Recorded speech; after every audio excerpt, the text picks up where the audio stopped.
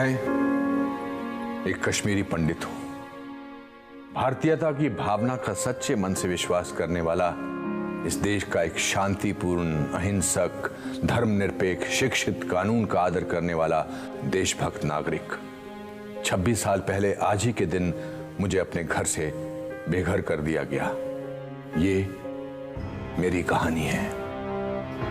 1999 के शरद ऋतु के आते आते कश्मीर में आतंकवादियों का बोलबाला था। राज्य सरकार ने अपनी सभी जिम्मेदारियों का त्याग कर दिया था और किसी प्रकार का कोई प्रशासन नहीं रह गया था। आतंकियों के फरमानों ने कश्मीर घाटी को अपने लपेटे में ले लिया था। ऐसा लगता था जैसे भारतीय होना मानो एक गाली हो। आतंकवादी हिट लिस्ट जारी करने में लगे हुए थे। हर वो शख्स जो भारत समर्थक था उसे मुखबिर करार दिया जाता था। उसको मारना जिहाद था और पुण्य भी। प्रमुख कश्मीरी पंडितों को पहले से निशाना बनाकर मारा जा रहा था। सामाजिक कार्यकर्ता टीकालाल टप्लू को सरेआम दिन दहाड़े श्रीनगर में मारा गया। नीलकंठ गंजू को करणनगर में मार दिया गया और उनका शव सड़क पर कई घंटों तक पड़ा रहा। वकील प्रेमनाथ भट्ट की बेरहमी से दक्षिण कश्मीर के अनंतनाग क्षेत्र में हत्या की गई। अनगिनत अज्ञात पंडितों की निर्मम हत्याएं की गई। संदेश स्पष्ट था। 4 जनवरी 1990 को आफताब समाचार पत्र में हिजबुल मुजाहिदीन ने प्रेस विज्ञप्ति प्रकाशित करके सभी हिंदुओं से घाटी छोड़ने के लिए कहा। एक अन्य समाचार पत्र अल-सफा में भी यही प्रेस विज्ञप्ति छपी। जल्दी यही नोटिस कश्मीरी पंडितों के घरों के दरवाजे पर चिपका दिए गए। 19 जनवरी 1990 की उस दुर्भाग्यपूर्ण रात में कश्मीर को ऐसा ग्रहण लगा मानो अंधेरे ने प्रकाश को अपने आगोश में निगल लिया हो। कश्मीर के हर कोने से, हर नुक्कड़ से, हर सड़क से, हर बाजार, हर गांव से ऐसी आवाज बुलंद हुई जो पंडितों के लिए मौत का संदेश था। हजारों लाखों का हजूम कश्मीर की सड़कों पर उतरकर जहरीले नारों में उद्वेष कर रहा था जो पहले कभी नहीं सुना था, ना देखा गया था। पूरे कश्मीर में मस्जिदों से घोषणा की जा रही थी कि कश्मीर पाकिस्तान बनेगा। मुजाहिदीनों की प्रशंसा में चारों तरफ गुणगान किया जा रहा था और भीड़ में खुले तौर पर बंदूकें लहराई जा रही थी। जागो जागो सुबह हुई, रूस ने बाजी हारी है, हिंद पे लर्जा तारी है, अब कश्मीर की बारी है। बार बार ये गाना मस्जिदों से चलाया गया। अगर कश्मीर में रहना है अल्लाह अकबर कहना होगा। ए जालिमों, ए काफिरों, कश्मीर हमारा छोड़ दो। इन नारों का सिलसिला मानो थमने का नाम नहीं ले रहा था। एक बंद होता था तो दूसरा शुरू हो जाता था। इन्हीं नारों में एक नारा था, कश्मीर बनेगा पाकिस्तान पंडित आदमियों के बगैर पर पंडित औरतों के साथ। ये नारा बार बार और जोर शोर से दोहराया गया। अब हमारे डर ने एक नया रूप ले लिया था। परिवारों ने महिलाओं को स्टोर रूम में छुपा दिया। ये कहने की जरूरत नहीं कि जब भीड़ हमला करे तो वो स्वयं को आग लगा ले। उस रात के डर का कोई सानी नहीं। मायूसी का एक ऐसा आलम था जिसका कोई अंत नहीं दिख रहा था। संदेश स्पष्ट और तीव्र था, रलिव गलिव या चलिव, या तो हमारे साथ मिल जाओ या मर जाओ या भाग जाओ। कोई ऐसा गांव, मोहल्ला, गली या जगह नहीं थी जहां इन नारों का शोर ना हो। अधिकांश कश्मीरी पंडितों ने इन विपरीत परिस्थितियों में वो जो कुछ भी उनके साथ सामान और जान बचाने के लिए हो सकता था किया और किसी तरह जान और मान बचाकर ट्रकों के तरपाल में छुपकर बसों एवं किराए की टैक्सी भरकर भाग गए। बड़े पैमाने पर पलायन शुरू हो गया। सरकार, बुद्धिजीवियों, निरपेक्षवादियों, देश के प्रति सद्भावना रखने वाले सबकी अंतरात्मा सोने चली गई थी। कोई भी इसके बारे में बोलने को तैयार नहीं था। 19 जनवरी 1990 के बाद के दिनों में कश्मीरी पंडितों का कत्लेआम शुरू हो गया और कश्मीरी पंडितों पर अत्याचार की इंतहा होने लगी थी। बांदीपुरा में शिक्षिका गिरिराज टिक्कू की गैंगरेप के बाद हत्या की गई। इस तरह की सैकड़ों खबरें आम हो रही थी। इस पर पूरी किताबें लिखी जा सकती है कि किस प्रकार से लोग आतंकवादियों से प्रताड़ित हो रहे थे और किस तरह प्रशासन मूक दर्शक बनकर कश्मीरी पंडितों पर हो रहे अत्याचारों को अनदेखा कर रहा था। 1991 तक ज्यादातर पंडित घाटी से पलायन कर गए और उन्हें जम्मू के दुर्गम स्थानों में कांटों व धूल भरे टेंट शिविरों में रखा गया। 60,000 से ज्यादा परिवारों ने पलायन किया और उनको ऐसे शिविरों में रखा गया जहां शौचालय जैसी मूलभूत सुविधाएं भी नहीं थी। एक परिवार को एक टेंट अलॉट किया गया जिसमें 10-10 सदस्य कभी कभी साथ ही सोते थे। निजता का नितांत अभाव था। इन शिविरों में काफी बड़ी तादाद में बीमारी से मौतें भी हुई ज्यादातर मौतें सांप के काटने और अत्यधिक गर्मी के कारण हुई। कश्मीरी पंडितों को मरने के लिए छोड़ दिया गया था। पंडितों के हजारों घरों, सैकड़ों मंदिरों को जला दिया गया और जमीन में ढहा दिया गया था। यह सब एक बहुसांस्कृतिक धर्मनिरपेक्ष भारत में हो रहा था। जो पंडितों की छोटी संख्या अभी भी घाटी में रह रही थी, उनके साथ नरसंहार किए गए थे। आतंकवादियों ने 2 महीने के बच्चों को भी नहीं बख्शा। पंडित के पूरे पूरे गांव को साफ कर दिया गया। आज तक एक भी व्यक्ति को दोषी करार नहीं दिया गया। हजारों पंडितों की हत्या व नरसंहार की सजा तो दूर की कौड़ी है। किसी ने इस नरसंहार और पलायन पर कोई इस प्रकार की चिंता प्रदर्शित नहीं की।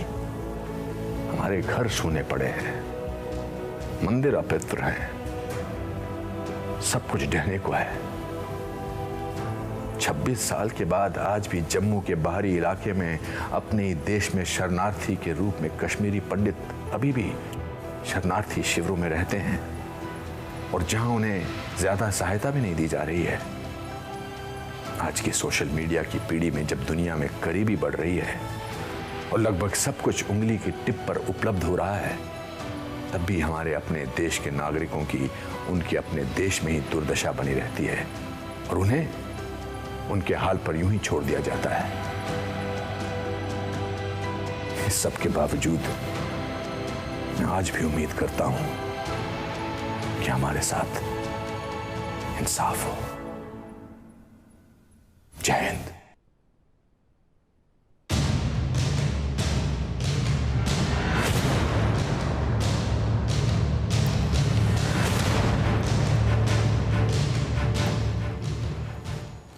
अनुपम खेर का दर्द आपने सुना।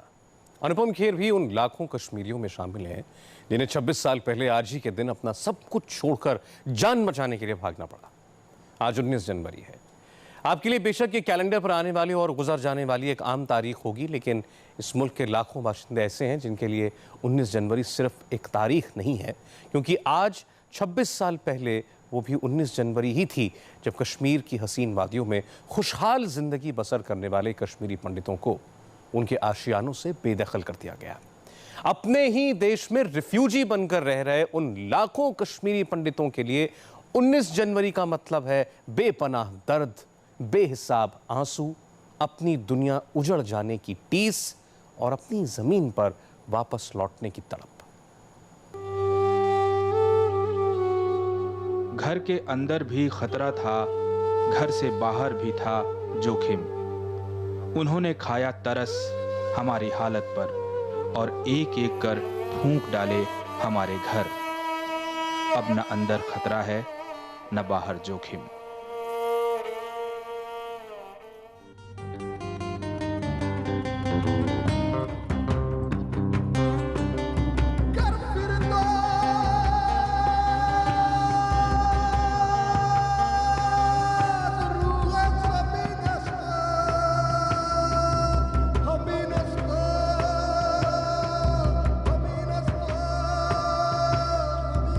कश्मीर, शिकारों की दुनिया, चिनारों की दुनिया, कुदरत के हसीन नजारों की दुनिया।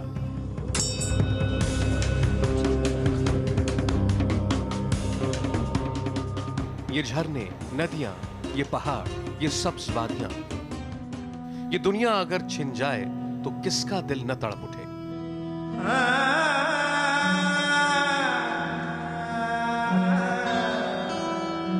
जहां बचपन बीता वो गलियां छूट गई, जहां जवान हुए वो मिट्टी छीन ली गई। जब भी जिक्र कश्मीर होता है तो टपलू परिवार की ये तीनों पीढ़ियां ऐसे ही गम के समंदर में डूब जाती हैं। इतना मैंने रोया, खुद ही आंसू निकले मेरे। नहीं तो देखो हम कहां से कहां पहुंच गए, क्या हालत हो गया। दुनिया पर आई लोग यहाँ बेगाने। ये अपनी जमीन, अपनी मिट्टी, अपनी दुनिया से बेदखल हुए लोगों का दर्द है। दिल ही जाने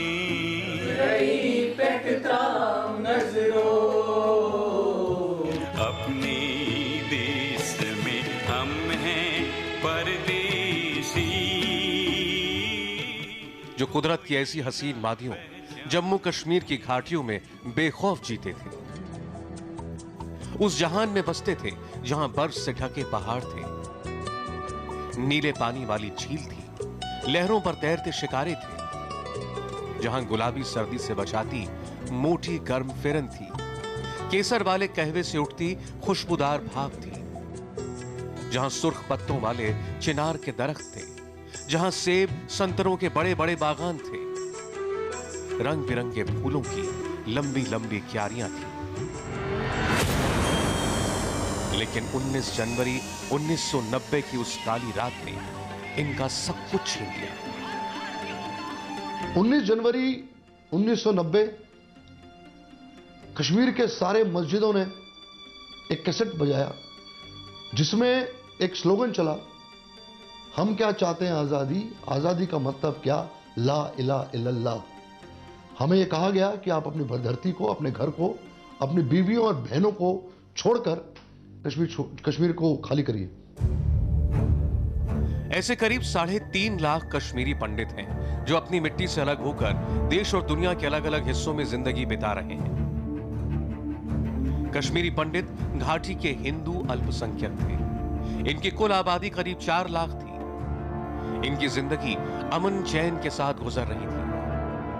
लेकिन साल 1989 से माहौल बिगड़ने लगा।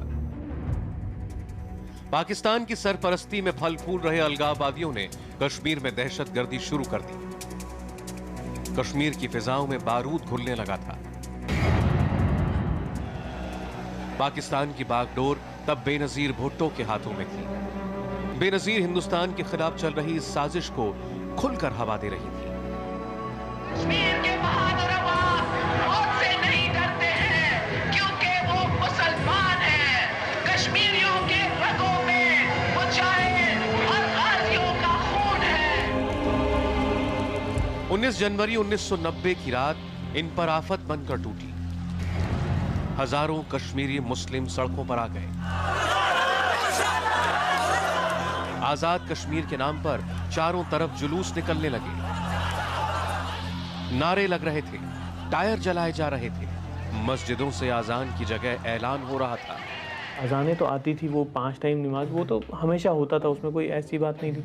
लेकिन उस रात को 19 जनवरी को शाम को 7 बजे के करीब जो एक साथ पूरे डाउनटाउन, हम तो डाउनटाउन में रहते थे, पूरे डाउनटाउन में एक साथ जब आवाज़ें आईं तो ऑटोमेटिकली एक फेयर साइकोसिस क्रिएट हो गया। गली कोचे में से जुलूस निकल रहे हैं और worst part of it is वो बोलते थे जिसको यहाँ रहना है निजाम मुस्तफा पढ़ के रहना है।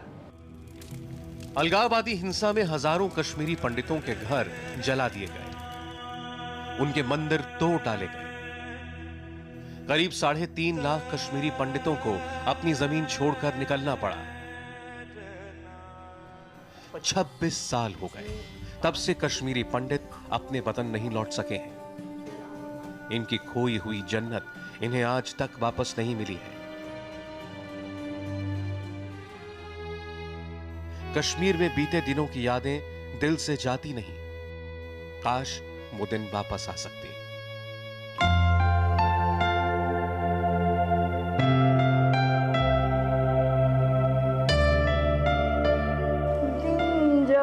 पखेरू होते पिंजरे में मैं रख लेता, पालता उनको जतन से मोती के दाने जैसा, सीने से रहता लगाता, याद न जाए बीते दिनों की। कश्मीरी पंडितों के ही इस दर्द की कुछ और कहानियां देखिए इस ब्रेक के बाद। 19 जनवरी 1990 की तारीख कश्मीरी पंडितों पर पहाड़ बनकर टूटी थी। उस रात यहां की मस्जिदों से अजीब अजीब नारे गूंजने लगे। कश्मीरी पंडितों से कहा जा रहा था कि अपने घर, अपनी बीवियों बहनों को छोड़कर चले जाओ। कश्मीरी पंडितों ने रातों रात अपना सब कुछ खो दिया और आज 26 साल बीत गए, लेकिन अपनी मिट्टी पर वापस लौटने की आस हर विस्थापित कश्मीरी के दिल में धड़कती है।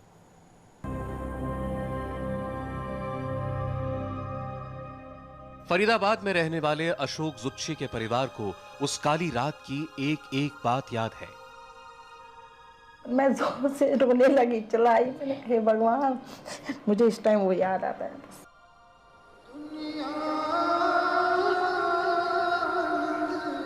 ऐसी आपदा किसी पे ना आए।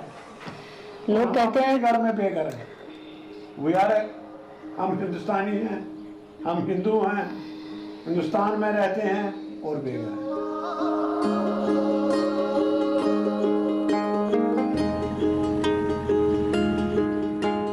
मेन श्रीनगर के बरजाला इलाके में रहता था जुच्ची परिवार। 19 जनवरी 1990 की रात अचानक अजीब सा शोर सुनाई देने लगा। देखा तो जुलूस निकल रहे थे। हर तरफ से, हर गली से पाकिस्तान जिंदाबाद, हमें चाहिए आजादी के नारे लग रहे थे। टायर जलाए जा रहे थे, हर तरफ धुआं ही धुआं था। गली कोचे में से जुलूस निकल रहे हैं और worst part of it is, वो बोलते थे जिसको यहाँ रहना है निजाम मुस्तफा पढ़ के रहना है। तो डर भी गए, वेदर क्या ये हमको अटैक करेंगे रात को, मारेंगे रात को। चिल्लाते थे, ओ बाहर निकलो, बाहर निकलो, बाहर निकलो, बाहर निकलो। घर में एक सरदार फैमिली किराएदार थी। उनकी बहू दहशत के मारे भागी भागी आई। पूछा, आंटी जुलूस ने चारों तरफ से घेर लिया है, अब क्या करेंगे? उषा जुच्ची ने कहा, चिंता मत कर, कुएं में कूद जाएंगे। हमारा लॉन था, हमने बाहर ये था कुआं खोदा था, जिसे सारे बाग की ये होती थी ना, सब्जी सिंचाई होती। मैंने कहा कोई बात नहीं, हम दोनों क्या करेंगे, बच्चों को इधर ही रखेंगे, खिलाएंगे पिलाएंगे, शाम को देर के टाइम हम दोनों जाएंगे, इस कुएं में हम छलांग मारेंगे। नहीं, मैं इन पर हाथ रखती हूँ, ऐसे मैंने उसको बोला। कहा आंटी ऐसे करेंगे? मैंने कहा हाँ, दोनों इसी में कूद जाएंगे।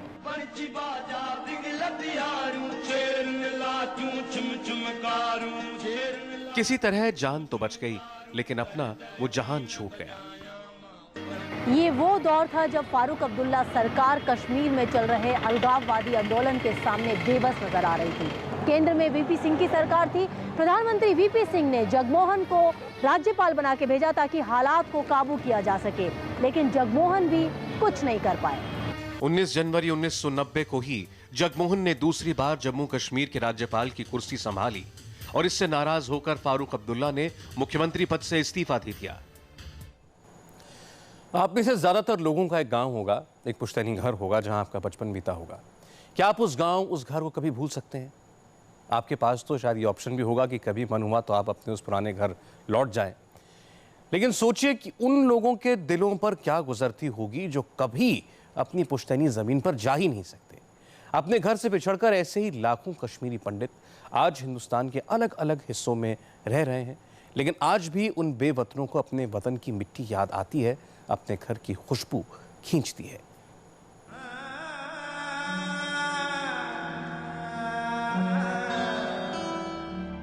हबा कदल की सरला टपलू, सफा कदल के पीएन कौल, हंदवाड़ा के रविंदर पंडिता, बरजाला के अशोक जुच्ची, कनगर के अमल मैगजीन। ऐसे न जाने कितने कश्मीरी पंडित हैं जो अपनी जड़ों से उखड़ चुके हैं, जिनके पास लौटने के लिए अपना कोई गांव ही नहीं है। इन्हें अपना घर बार छोड़कर भागना पड़ा क्योंकि इनकी जिंदगी बंदूक की नोक पर आ चुकी थी।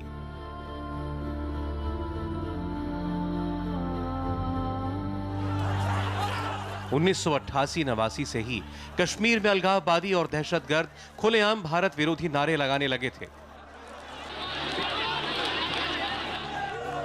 अमन और खूबसूरती की मिसाल कश्मीर घाटी जलने लगी थी।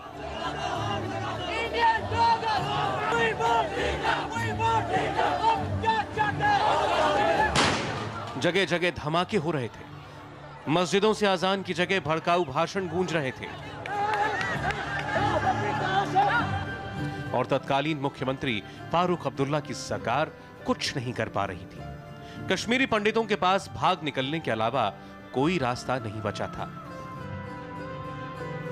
अगर वो वापसी के अगर आपको कुछ हालात बनते हैं तो आप जाना चाहोगे वापस? I will go back. because I have lived my whole life there. I am born there. I will not die here. I want to die there. वो अपनी मिट्टी है। आपको मिलवाते हैं टपलू परिवार से, जो कभी श्रीनगर के हब्बा कदल में आबाद था। कश्मीर से बिछड़कर दिल्ली में रहते हुए इस परिवार को 26 बरस हो चुके हैं। चाय की जगह आज भी कश्मीरी कहवा पीते हैं और कश्मीर की ही नगमे गुनगुनाते हैं। यो दिलास गंडिया वलास पर थो गिलास कुलनी तल पर थो गिलास कुलनी तल मामला लियो ते दियो दिलास पर थो गिलास कुलनी तल पर थो। ये परिवार है पंडित टीका लाल टपलू का। टीका लाल टपलू पेशे से वकील थे और जम्मू कश्मीर में बीजेपी के उपाध्यक्ष थे। जनवरी 1989 से टीका लाल टपलू को अलगाववादियों से धमकियां मिलना शुरू हुई और 14 सितंबर 1989 को उन्हें हब्बा कदल में उनके ही घर के सामने गोली मार दी गई। टपलू की हत्या आतंकवादियों की ओर से पहली बड़ी चेतावनी थी। इसके बाद घाटी में हालात बेकाबू होते चले गए। हिंदुओं पर ज्यादतियां बढ़ती गई। टीका लाल टपलू के परिवार को अब अपनी जिंदगी और जमीन में से एक को चुनना था। उन्होंने सोचा, जान है तो जहान है। कोई भी नहीं चाहता कि अपनी जगह, अपना वतन, अपने होमलैंड, अपना जो मकान है छोड़ के जाए बाहर। कोई भी नहीं चाहता। हर व्यक्ति को अपने मकान से, अपने लोगों से प्यार होता है। वो तो दर्द है, हमेशा रहेगा दर्द। आंखों ने जो मंजर देखा है उसके बाद दोबारा कश्मीर जाने की हिम्मत नहीं होती। लेकिन अपनी मिट्टी को भूले भी तो कैसे? दोबारा गई कश्मीर उसके बाद? कभी भी नहीं, तब से भी नहीं, क्योंकि हिम्मत ही नहीं होती। लेकिन मन में कभी एक ख्वाहिश है कि बहुत ज़्यादा ख्वाहिश है कि हम जाए वहाँ। मशरी बाल यारो जान गो वाद मशरी बाल यारो।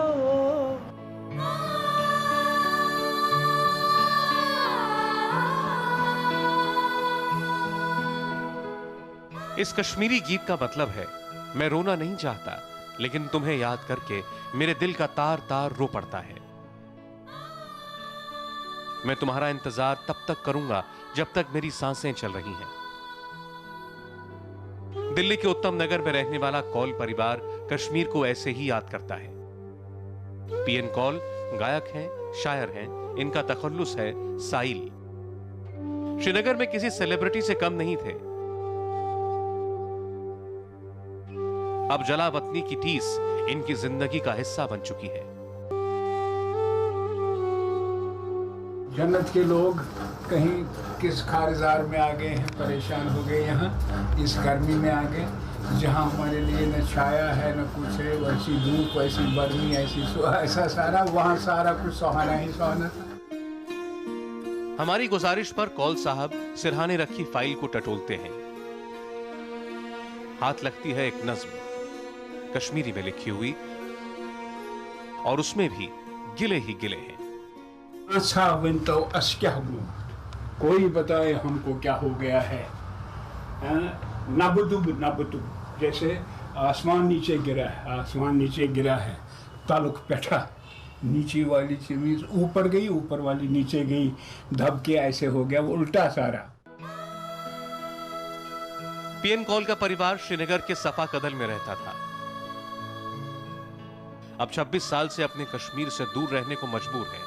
इनके जैसे तमाम कश्मीरी लौटना तो चाहते हैं, लेकिन अलग सेटलमेंट के साथ, क्योंकि इनकी पुश्तैनी जमीन अगर बची भी है तो लौटने लायक नहीं है। लोगों ने क्या किया है, सपोज ये सेंटर में मेरी ज़मीन थी, अब उसके चारों तरफ लोगों ने मकान बनाए। मेरी लैंड वही है बट यूजलेस है। 25 साल में वो जनरेशन वहाँ पे आ गई जो मुझे जानती ही नहीं, जिसके लिए कश्मीरी पंडित नॉन एग्जिस्ट है।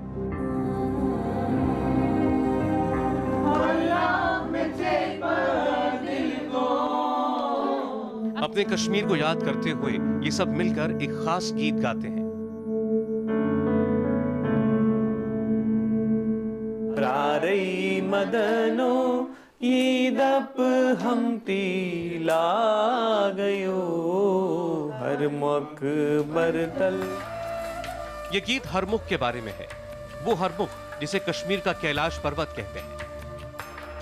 कैलाश मानसरोवर की तरह ही हरमुख पर भी एक झील है। हर कश्मीरी चाहता है कि उसकी अंतिम यात्रा हरमुख में जाकर पूरी हो, उसकी चिता की राख इसी पानी में प्रवाहित हो। कश्मीर की वादियों में पंडितों के सदियों पुराने आशियाने थे। हिंदू मुसलमान सब एक साथ रहते थे, एक दूसरे के त्योहार साथ साथ मनाते थे। लेकिन साल 1989 से अलगाववादी ताकतें माहौल खराब करने लगीं और 19 जनवरी 1990 की उस रात सब कुछ बदल गया। पल भर में अपने पराये हो गए, घर छूट गया, अपनी जमीन से बिछड़ गए। 26 साल हो गए, लेकिन आज भी कश्मीरी पंडितों के जहन में एक ही सवाल गूंजता है कि हमारी घर वापसी कब होगी।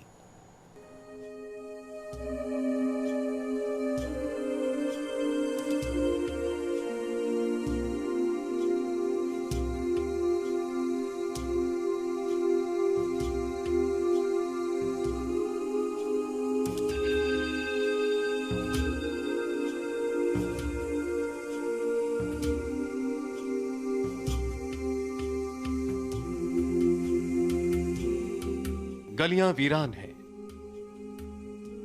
मकान खंडहर में तब्दील हो चुके हैं। तस्वीर देखकर ऐसा लगता है जैसे किसी सभ्यता का नामो निशान मिट गया हो। ये तस्वीरें हैं श्रीनगर के उन इलाकों की जो कभी कश्मीरी पंडितों की मौजूदगी से गुलजार हुआ करते थे। ये शिव मंदिर है। कभी सुबह सुबह यहां घंटे घड़ियाल बजते थे, यहां होने वाले मंत्रोच्चार की गूंज दूर दूर तक सुनाई देती थी। लेकिन आज यहां सिर्फ वीराना है, सन्नाटा है।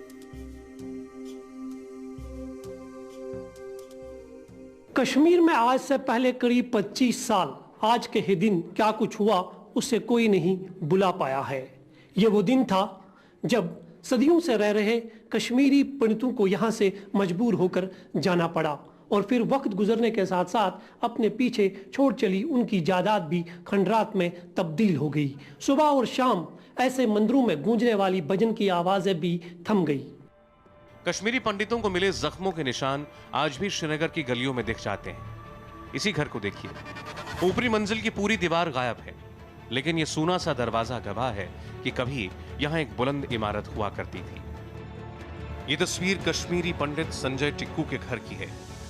संजय भी उन कश्मीरियों में शामिल हैं जिन्होंने 26 साल पहले उस डरावनी रात को अपनी आंखों से देखा था। शाम आते आते रात के 9 साढ़े 9 के करीब हमने कुछ आवाज़ें सुनी दूर से, तो वो आवाज़ें नज़दीक आने लगी और यहाँ से भी जो हमारे दाएं बाएं के मोहल्ले हैं तो वो भी निकल आए। तो फिर आज़ादी के हक़ में, इस्लाम के हक़ में तो स्लोगन देने शुरू हुए। संजय आज भी श्रीनगर के हब्बा कदल इलाके में अपने पूरे परिवार के साथ रहते हैं। 26 साल पहले इस मोहल्ले में कश्मीरी पंडितों के 750 परिवार बसे हुए थे। आज सिर्फ 7 बचे हैं। संजय ने अपनी आंखों से हजारों कश्मीरी पंडितों की बर्बादी देखी, लेकिन खुद हालात के आगे नहीं झुके। आज भी उसी घर में रहते हैं जहां 26 साल पहले रहते थे। कम से कम 200-250 मुस्लिम फैमिलीज भी, अगर बर्बर शाह की मैं बात करूं, so it was mostly dominated by the Kashmiri Pandits, 70%, 70 to 75%। और आज की डेट में अभी हम यहाँ पे बर्बर शाह इलाके में 1 2 3 7 फैमिलीज रहती है 750 में। श्रीनगर में ही रहने वाले कश्मीरी पंडित प्रोफेसर चुन्नी लाल बताते हैं कि उस रात एक बड़ी साजिश भी हुई थी। पूरे शहर में लाउडस्पीकर से तकरीरें सुनाई दे रही थीं। लोगों को लगा जगह जगह भाषण दिए जा रहे हैं, लेकिन हकीकत यह थी कि ये ऑडियो कैसेट में रिकॉर्डेड तकरीरें थीं जो स्पीकर से सुनाई जा रही थीं। 19 जनवरी तो बहुत ही भयानक रात थी। मस्जिदों में चारों तरफ से लेक्चरबाजी हो रही थी और एक्चुअली वो टेप्स थे, लेकिन हमें ये नहीं पता चला ये टेप्स हैं। लेकिन लेक्चरबाजी ज़बरदस्त खतरनाक चल रही थी और बहुत स्केरी थी। प्रोफेसर चुन्नी लाल ने एक्टर अनुपम खेर के ननिहाल का घर खरीदा है। अब तक आपने घाटी में रहने वाले कश्मीरी पंडितों की कहानियां सुनी, अब जम्मू कश्मीर से बाहर रहने वाले परिवारों की दर्द भरी दास्तां भी सुनी। ये हैं दिल्ली के नजदीक फरीदाबाद में रहने वाले इंद्रजीत डुल्लू। 19 जनवरी के दिन इंद्रजीत खुद राजस्थान के अलवर में नौकरी कर रहे थे, लेकिन श्रीनगर में इनकी पत्नी और बेटे फंस गए।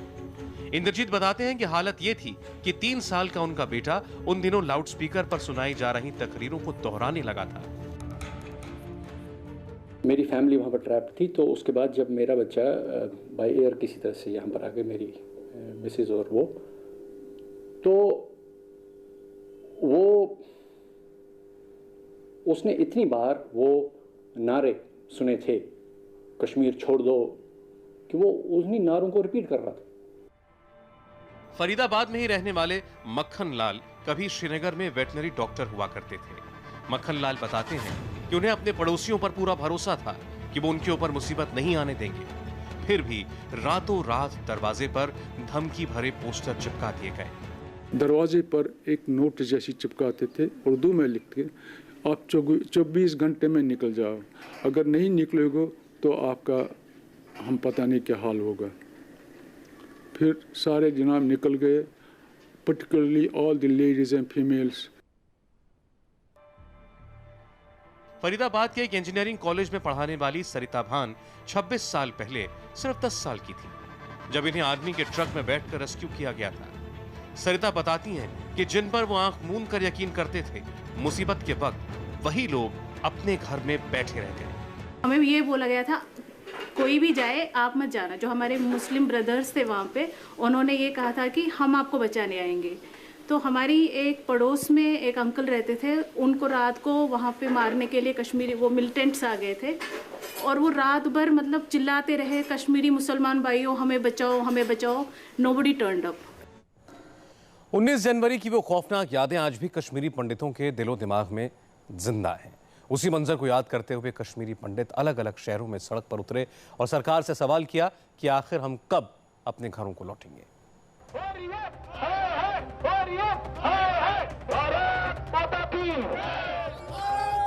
पुतले जलाए जा रहे हैं,